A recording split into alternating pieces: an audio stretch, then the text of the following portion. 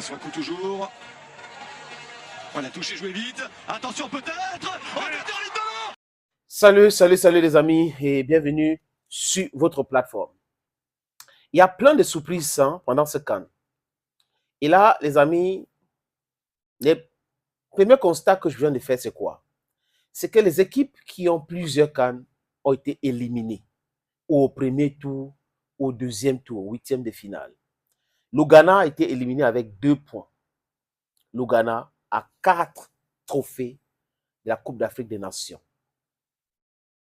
L'Égypte a été éliminée hier au tir au but par la République démocratique du Congo. Ah oui, j'ai regardé cette rencontre. Les Congolais ont montré de quoi ils étaient capables. Que ce n'est pas une erreur s'ils ont fait match nul avec le Maroc. Et ils pouvaient même battre le Maroc s'ils n'avaient pas paniqué pour le tir au but. Et si ça continue comme ça, les amis, je vois les Congolais jusqu'en finale de cette compétition. Ils ont 2 étoiles qu'ils ont pris depuis à l'époque des années 70. Mais ils peuvent ajouter une 3e étoile sur leur maillot, les amis. Vraiment, les amis, les collègues de Chancel Bemba, vraiment, je les applaudis. L'Égypte tombe et l'équipe était en lambeau hier. Ça veut dire qu'ils ne se sont pas retenus. Ils pensaient que c'était business as usual et tout, mais les pays ont travaillé. Les gens sont en train de travailler. Pendant ce temps, les autres restent dans l'ancienne gloire. Non, oui, nous sommes forts, nous avons 7 CAN, nous avons 5 CAN, nous avons 4 CAN. Non, ce n'est pas comme ça se passe. Ce n'est pas comme ça. Il faut travailler toujours davantage pour être compétitif. Pendant que les Cap-Verdiens sont en train de travailler, les gens sont en train de rigoler. Les amis, l'Égypte out.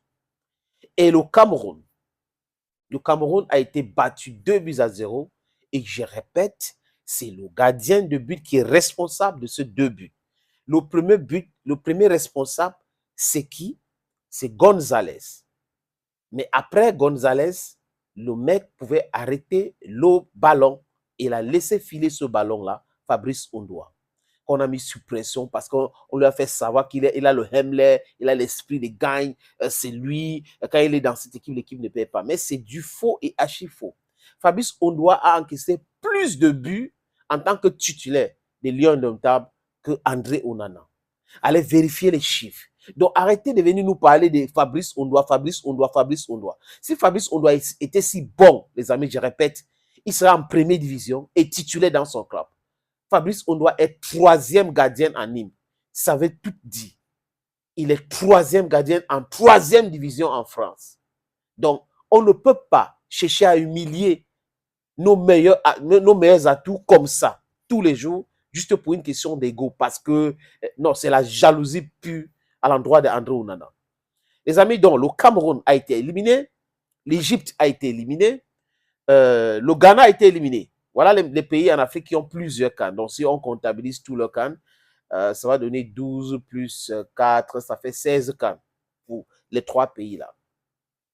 Le Nigeria est encore en compétition. La Côte d'Ivoire en compétition. Mais le constat, c'est quoi? C'est que les pays du Maghreb ont été éliminés. Il reste le Maroc. Est-ce que le Maroc ira loin? That is the question. Est-ce que c'est la chaleur? Ça, c'est une excuse qu'on dit, how put it in English, it's a flimsy excuse. Mais c'est la canne de surprise, les amis. On continue de regarder cette canne.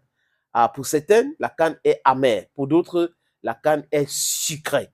Mais c'est sur le terrain. C'est sur le terrain qu'on voit le meilleur. Ouais, il n'y a pas autre chose.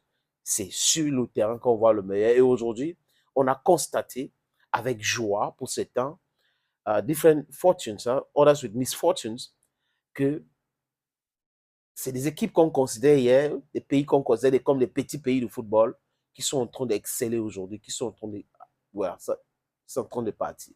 Mais il y avait une cruauté, les amis, quelque chose de terrible qui s'est passé lors du match Guinée et Guinée équatoriale. La République de Guinée qui jouait contre la Guinée équatoriale, les amis. Moi, je n'ai pas reconnu, je vous l'ai dit, je n'ai pas reconnu les Équato-Guinéens. Ils étaient tellement fatigués, amorphes.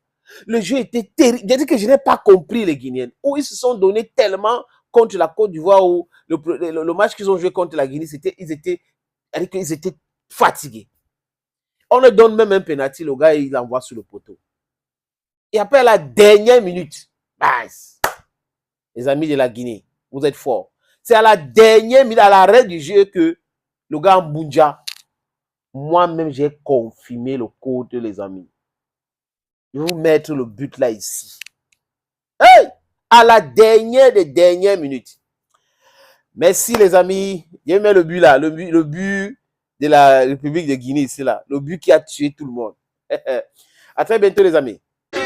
Nzalang d'être en tête pour la première fois de cette compétition. La Guinée équatorienne se retrouve menée au score, mais c'est un but en or.